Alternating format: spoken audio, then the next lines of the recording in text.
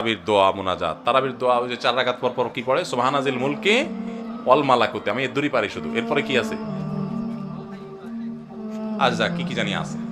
তো এগুলো আসলে কোনো কোরআন হাদিসে নাই, যেহেতু কোরআন হাদিসে নাই সেজন্য আমি পাই নাই, কোরআন হাদিস থাকলে তো পাইতাম। বুঝতে পারছি কথা? আমরা একসময় দেখছি যে ইয়াং পোলাপান তারাবি পড়তে যায় না, কিরে বাবা তারাবি পড়তে যাস না কেন, বলে হুজুর এখন তারাবির দোয়া মুখস্থ হয়নি।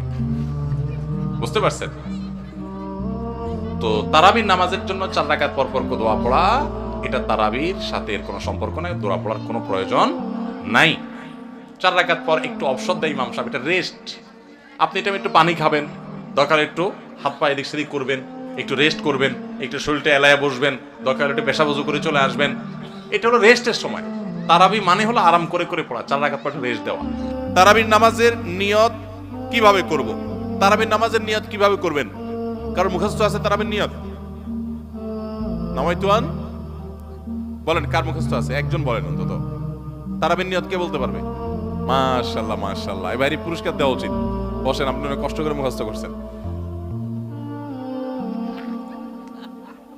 তুমি বগুড়া সদরের লোক ভাই? কালো কাহালো।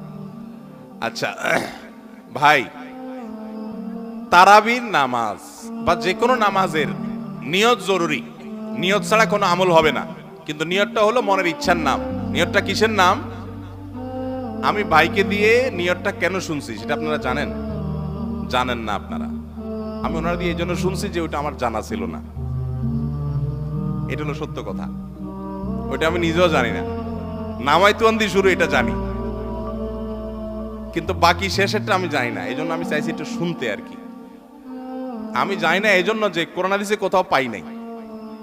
এখন ভাইরা কেউ পাইলে তো ভিন্ন কথা, আমি কোথাও পাই নাই। এই নিয়ত মুখে এরকম গদবাদা উচ্চারণ করা, হ্যাঁ এটা পাইছি আমরা ছোটবেলা বগদাদি কায়দায়। বগদাদি কায়দা এটার জন্য কত মাইদ্যরে হয়তো খাইছি, পাইয়া তখনই ভুলে গেছি। এটা পরবর্তীতে কোরআন হাদিসে যেহেতু পাই নাই, এই জন্য আর আমরা ওটা মুখস্থ করি নাই। ভাইরা আমার, নামাজের জন্য এরকম নামাইতুয়ান, এরকম গদবাদা যে দোয়া আমরা শিখেছি, এগুলোর কোনোটি কোরআন বা সুন্নাহর কোথাও আমরা নিয়ত করব মন থেকে যে আমি তারাবির নামাজ পড়ছি, বাস এটা আমার ইন্টেনশন আছে, নিয়ত আছে, মনে আছে, এটাই যথেষ্ট। মুখে উচ্চারণ করা জরুরি না, এবং মুখে উচ্চারণ করা এটা সুন্নাহও না। নবী সাল্লাল্লাহু আলাইহি ওয়াসাল্লাম শেখানো না। এটা আমাকে ইবাদত করতে হবে তার পদ্ধতিতে। কোনো হাদিসে যদি উৎসাহ দেওয়া না থাকে, আমি কেন এটা করতে যাব, কসরত করতে যাব? তবে হ্যাঁ, নিয়তটা হলো অন্তরের ইচ্ছার নাম, সেটাই যথেষ্ট। আলাদা মুখে নামাইতুয়ান পড়ার দরকার নেই। তারাবির নামাজে কি সুন্নত না নফল নাকি ওয়াজিব? তারাবির নামাজ সুন্নাত। নবী করিম সাল্লাল্লাহু আলাইহি ওয়াসাল্লামের সুন্নাত, সাহাবায়ে কেরামের সুন্নাহ। অতএব সুন্নাতের নিয়ত করলে নামাজ হয়ে যাবে। নফল শব্দের অর্থ হলো ফরজ ওয়াজিবের বাইরে এক্সট্রা, অতিরিক্ত। নফল মানে অতিরিক্ত, সেই হিসাবে নফল নিয়ত করলে আদায় হয়ে যাবে। কিন্তু এটা সুন্নাহ নামাজ। তারাবির নামাজ কিসের নামাজ? সুন্নাহ নামাজ।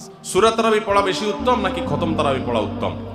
অবশ্যই যদি আপনি কোরআনে কারীমের খতম পড়তে পারেন, সূরা তারাবির চাইতে সেটা উত্তম, এতে কোনো সন্দেহ নাই। সূরা তারাবিতে তো সামান্য ছোট ছোট আপনি কেরাত পড়বেন, আর খতম তারাবিতে বড় বড় কেরাত পড়বেন। তো কোরআন বেশি তেলাওয়াত করাটা তো অল্প তেলাওয়াত করার চাইতে বেশি উত্তম, সেটা তো বলাই বাহুল্য। এই জন্য অবশ্যই খতম তারাবি উত্তম।